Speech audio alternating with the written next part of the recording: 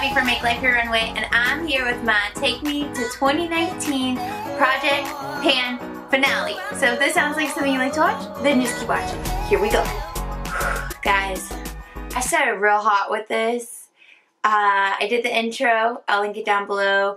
I did a couple of updates in Vlogmas, I'll link those below. But dude, as soon as Vlogmas ended, so did my relationship with these products. And I'm like, you know what, you got January. Just because of the way the videos lined up, I was like, okay, I can't film it until January. So, I mean, that gives me a little bit more time. And I didn't do anything. So this is where we're at with it. Some of them I'm going to keep. Some of them I will not keep. They're just old. And if you'll remember, this was the project where I was just like, you know what? I'm going to give them one last hurrah and then we're done. So they got a hurrah. That's for sure. Okay. Alright, so we're going to start with the first thing. This is the number 7 Lift and Illuminate, and I will have what they look like in the intro and then obviously what they look like now. So here is the Lift and Illuminate in this, Lift and Illuminate number 7. And this is in their old packaging. And this one is in Cool Vanilla. And oh, it's almost expired. They have an expiration date on the bottom. Okay. Anyways, there's just like a little bit left. But the color is like, I feel like at one point it was my color, but now it's not. And it's just too dark. So I have to mix it with something else. And it's just, it's too much. So we're going to go ahead and like call this one done.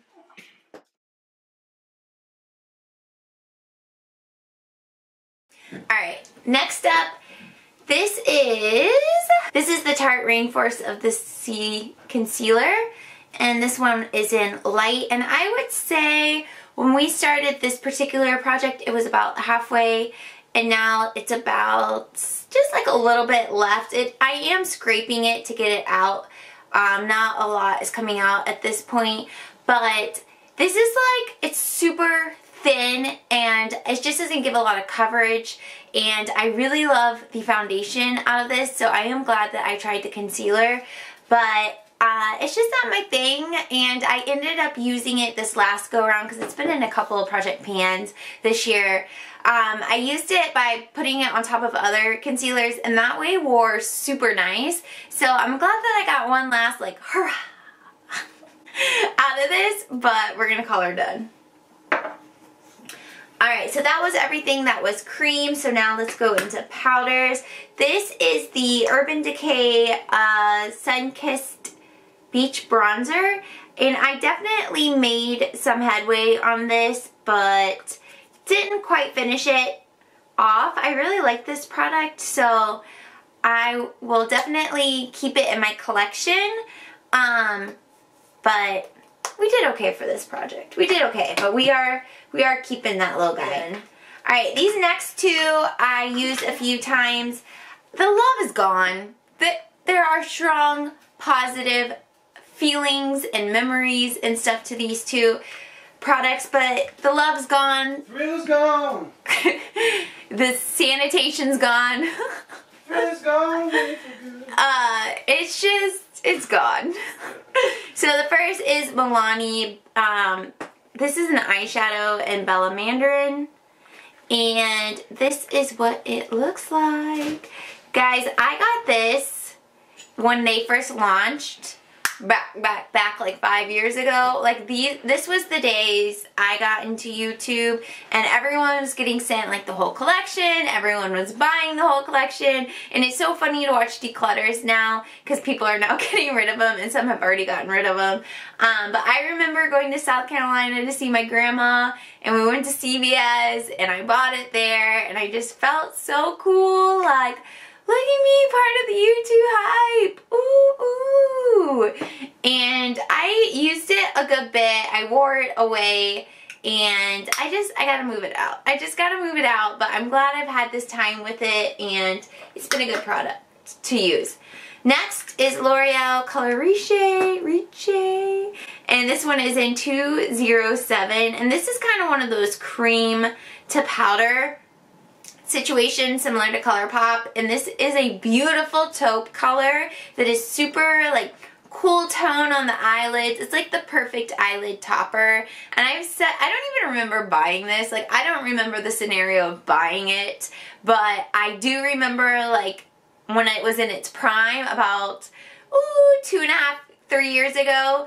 And I like was working at the gym every day, and I would take my makeup with me to do my eyes, well, my makeup there, and I would use this every single time, and that was such like a beautiful time in my life, and it's just like a positive memory using this, and I just, like, it needs to go, like, it's old, but I'm gonna miss you, friends. I'm gonna miss you. Alright, one more that I'm going to keep in my collection, but this thing will not die. It's not going anywhere. This is Laura Mercier, and this is Highlight 01. And it looks like this, and I've made beautiful, beautiful dents in it. And it's probably close to hitting pan. It's not there, and I like this too much to just like get rid of it, and it's not super, super old. It's fine. I'm definitely going to keep this in my collection and just see what happens. It's just gonna live its life over there, okay? It's just over there in my collection. It's that way. So yeah, gonna keep that guy, but didn't get very far. These last two are just like YouTube history. And if you're like an OG to my channel, guys, my channel's been around for like years. It's just now people are watching it. I love you guys for that. I'm also more consistent with it and talk about it more to people out in my life. I used to be so like insecure and like, oh my god, people are gonna think I'm weird, so I never talk about it. But now I'm like, hey, did you catch me on YouTube? Did you subscribe? Did you subscribe? Okay. But anyways, if you've been following me that long, you've seen these palettes forever.